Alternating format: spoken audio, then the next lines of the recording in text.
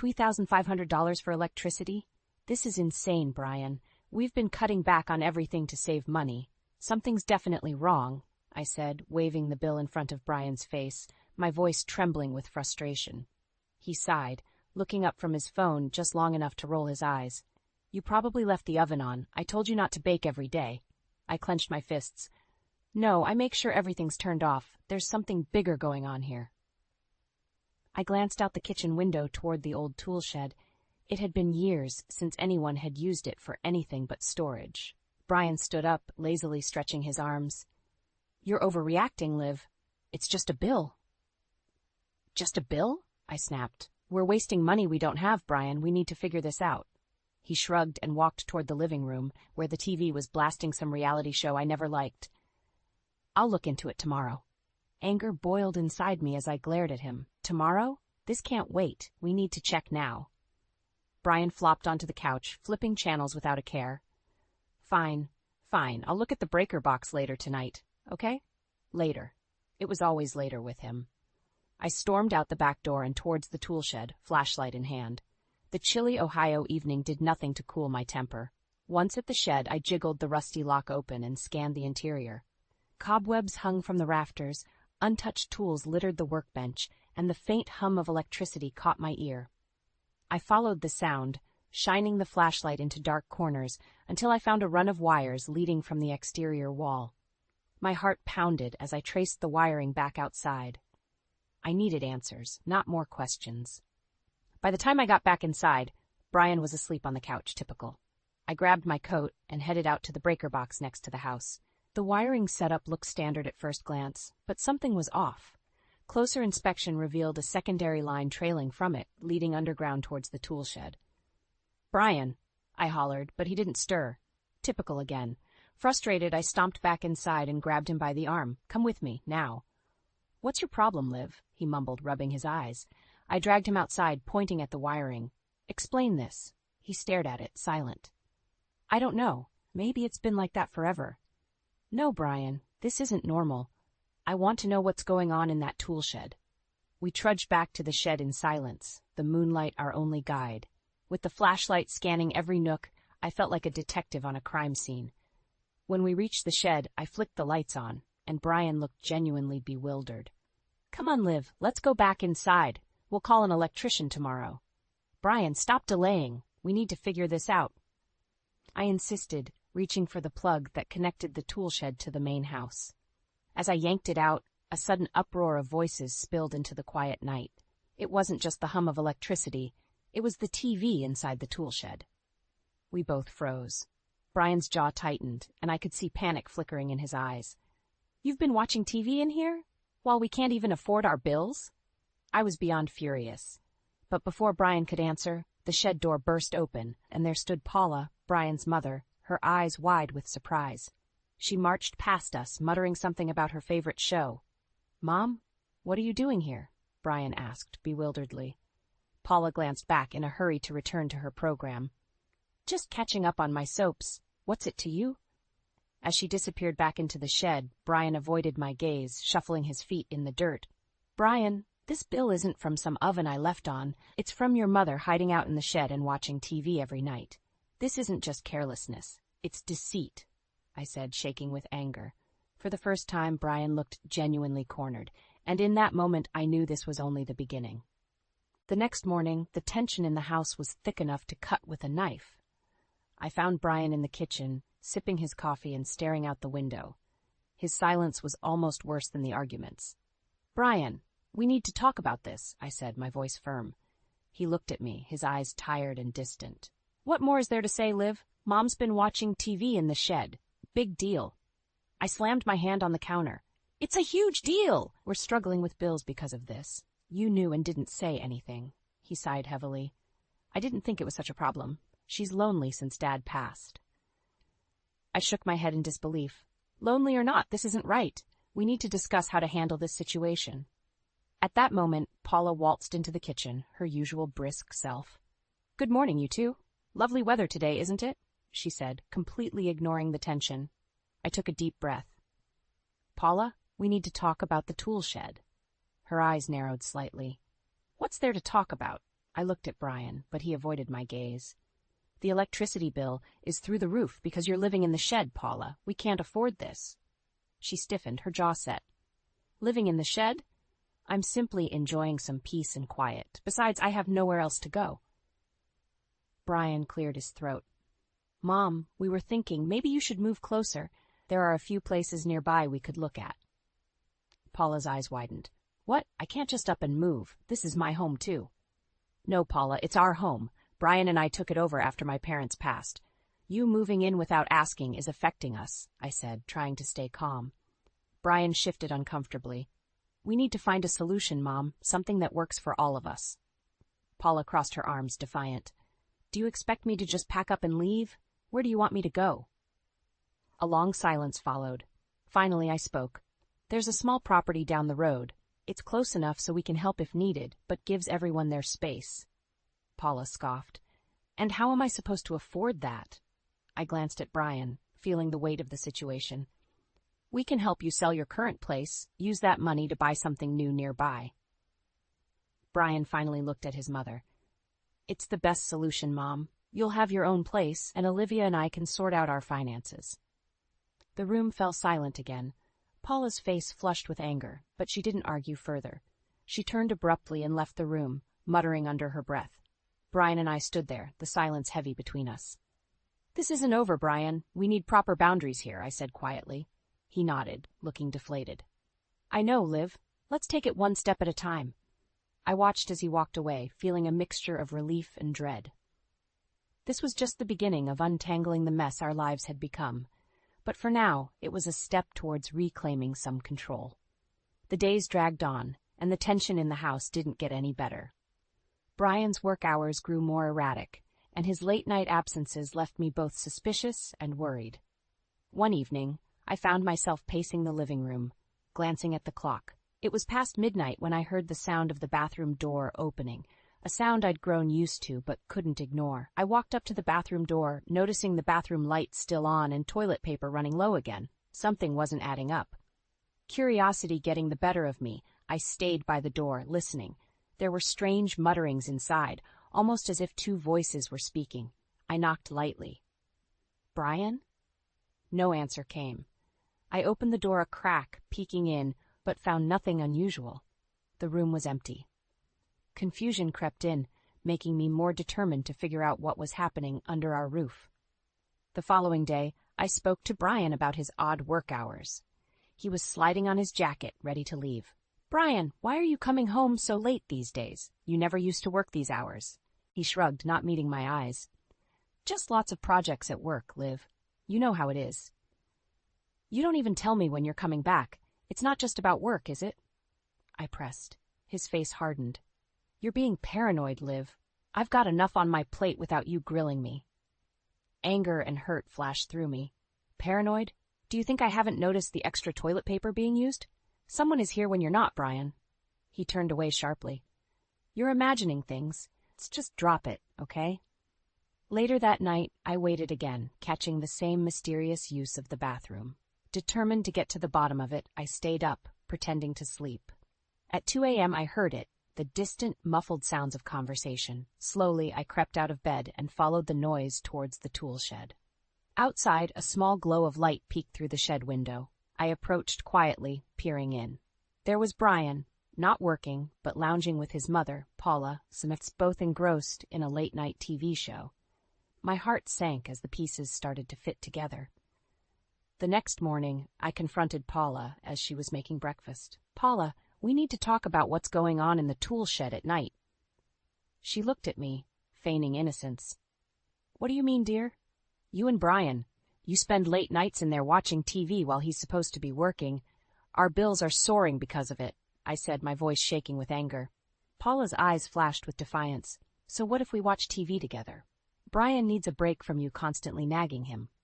Taken aback, I narrowed my eyes. This isn't just about TV, Paula. It's about you two lying and sneaking around.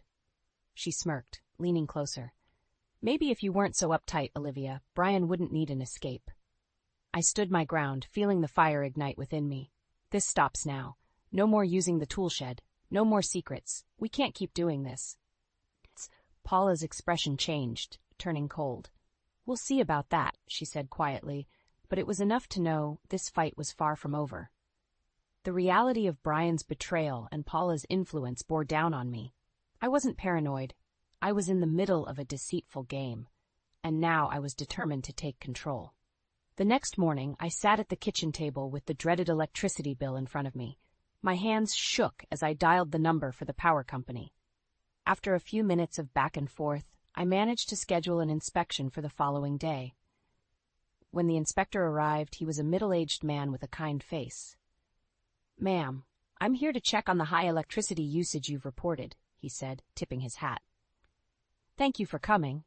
I really appreciate it. I have no idea what's causing this," I replied, showing him the way to the tool shed. The inspector took out his tools and began examining the outside wall. After a few minutes, he frowned. "There's definitely something odd here. This wiring looks like it's been tampered with."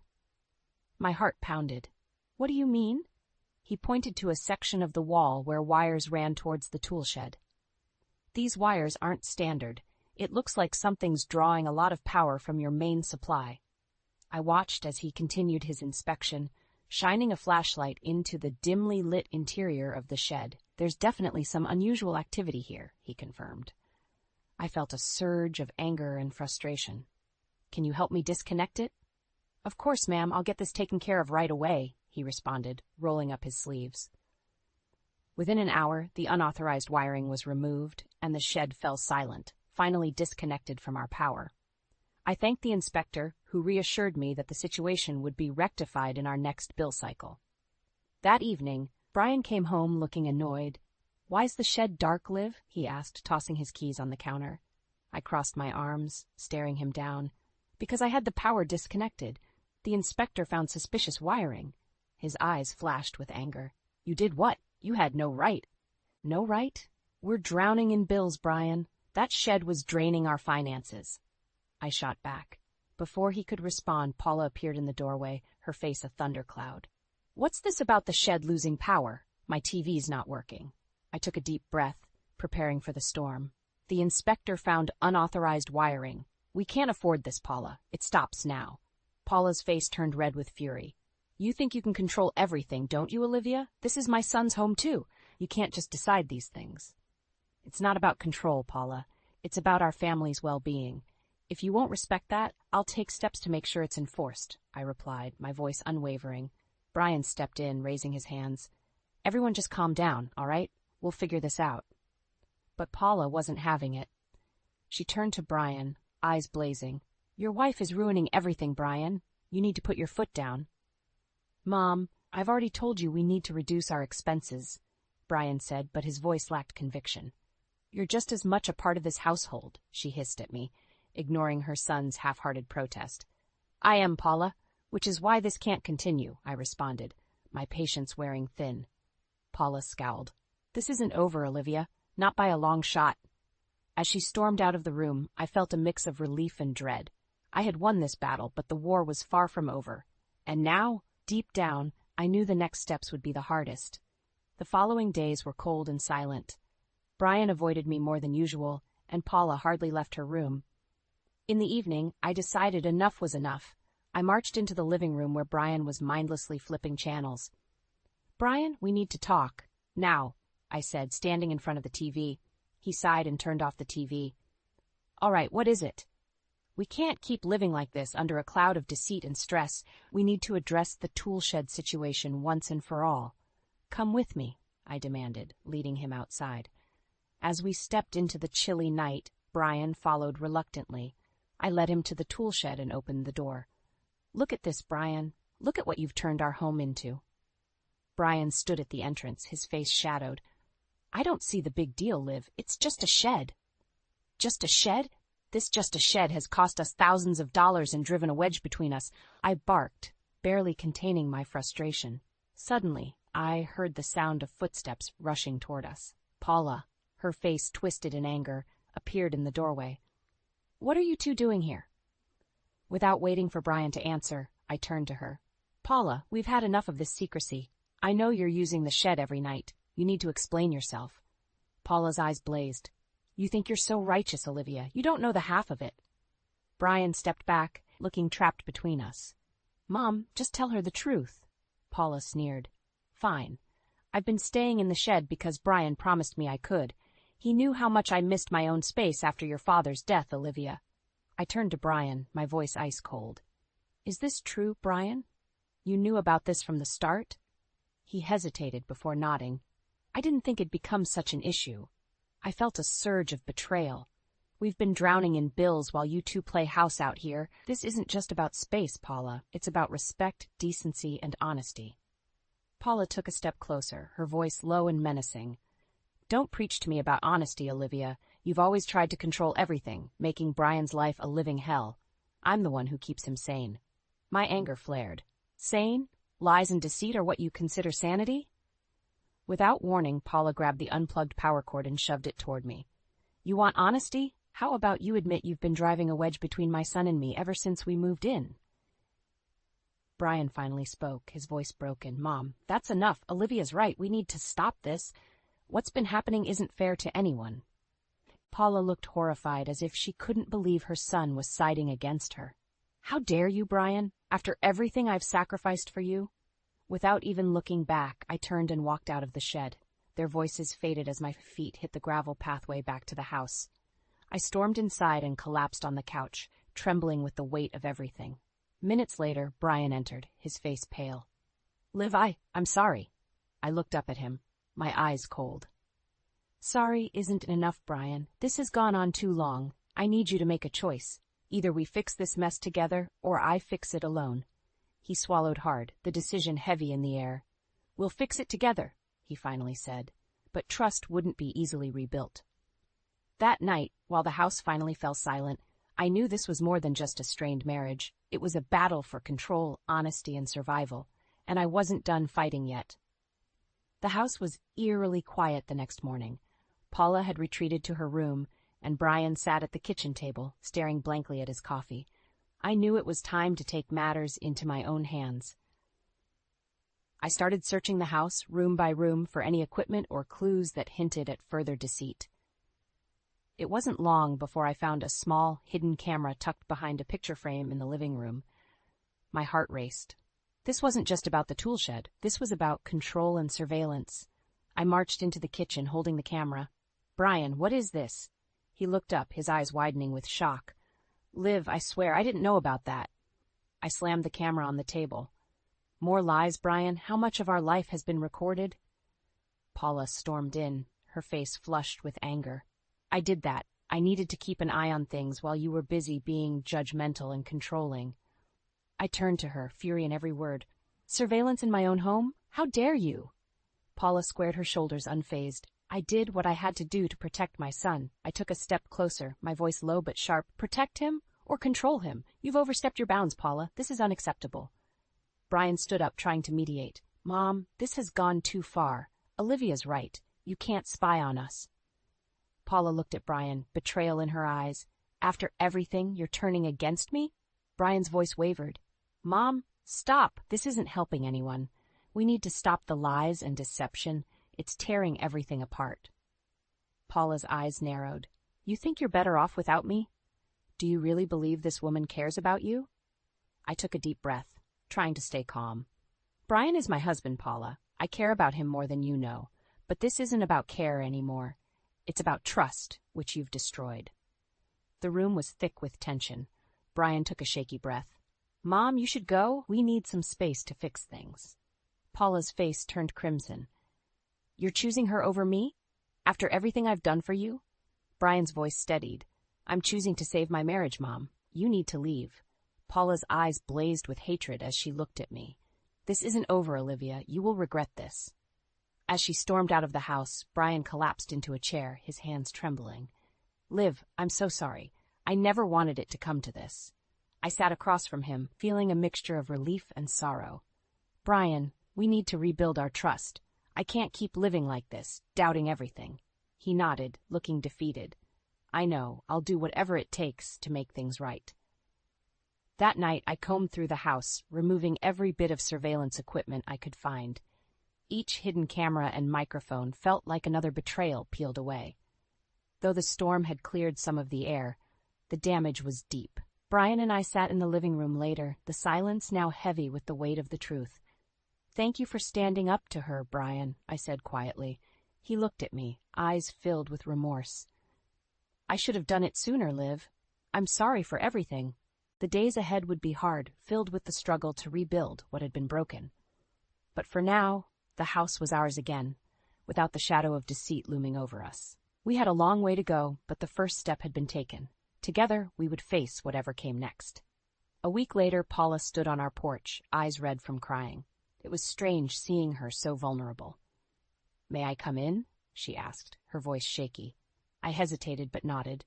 "Fine, but this has to be a constructive conversation, Paula." We sat at the kitchen table, the same table where countless arguments had erupted. Brian joined us, his face tense. Paula took a deep breath. "I've been thinking a lot, and I realized that I overstepped.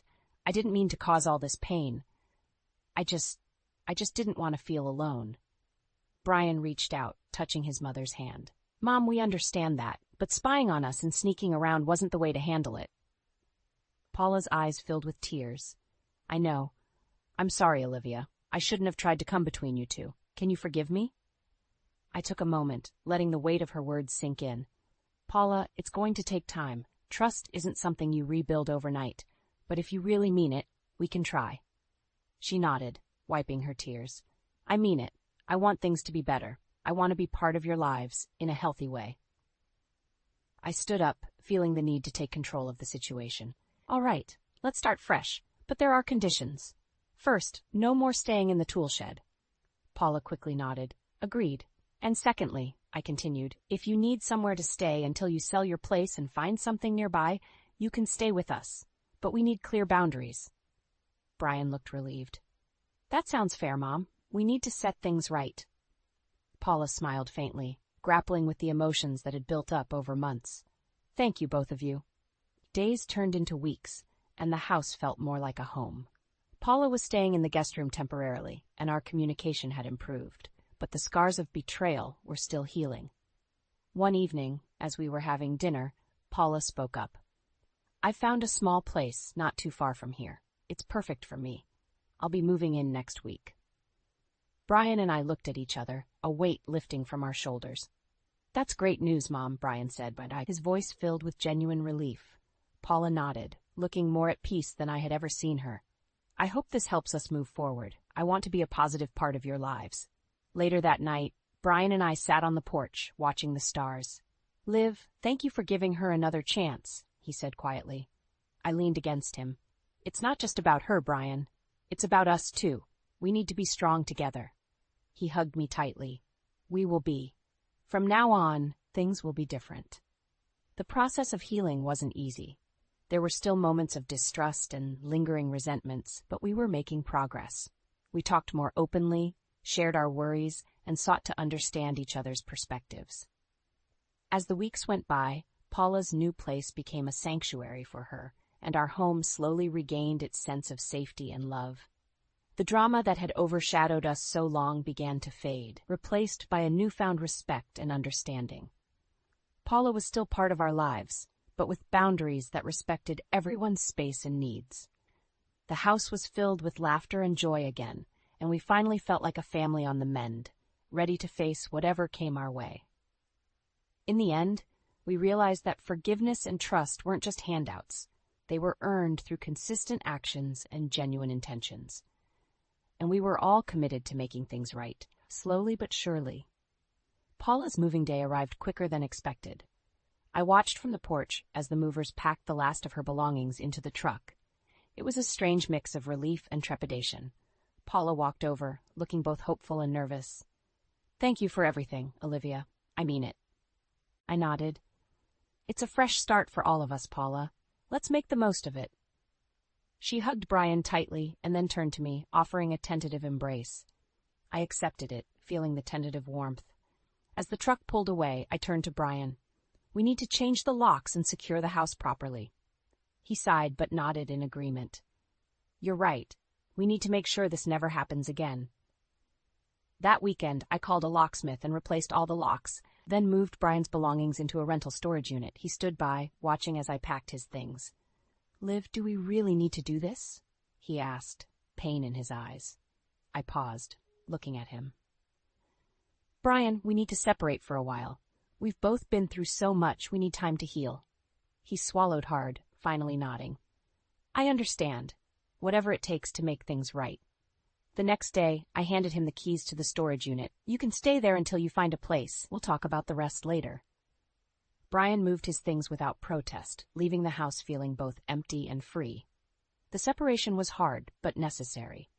I needed space to think, to breathe, to figure out what came next. I changed the house's interior, making it my own again. Fresh paint, new furniture arrangements, and the removal of all surveillance equipment helped reclaim my space. It felt like an act of defiance and liberation. A week later, I filed for divorce, demanding alimony. When I handed Brian the papers, he looked broken, yet resigned. I didn't want it to come to this, Liv, he whispered. Neither did I replied, my voice steady, but we need to move forward separately. The court proceedings went smoothly, and soon enough Brian was legally out of my life. It was bittersweet, but I knew it was for the best. Meanwhile, Paula began renovating the Toolshed into a livable space. She worked tirelessly, and I saw her determination to make things right. One afternoon, she invited me over to see her progress. As we walked through the Toolshed, which now looked more like a cozy studio, Paula spoke softly. This is my new beginning, Olivia. I want to thank you for giving me this chance. I looked around, impressed by her efforts. It's looking great, Paula. I'm glad you found your own space. She smiled, a genuine warmth in her eyes. And thank you for letting us start fresh, too. At home, the quiet evenings were a stark contrast to the chaos that once engulfed our lives. Paula and I gradually built a newfound bond, grounded in mutual respect and understanding. One day, as we sat on the porch enjoying the sunset, she turned to me. You know, Olivia, watching our favorite shows together has become my favorite part of the day. I chuckled, surprised by how much had changed. Mine too. Who would have thought? We laughed, the tension of the past finally easing away. Despite all the turmoil, we had come out stronger. I found peace in the everyday routines, enjoying the small moments that felt truly mine. The journey from betrayal to liberation had been hard and painful, but in the end, it forged a new chapter filled with promise. Paula and I survived the storm and discovered that sometimes even the most unlikely alliances could lead to genuine harmony. Together, we had built something that neither of us could have foreseen, a challenging yet uniquely rewarding peace. And with that, I knew I was ready to face whatever came next.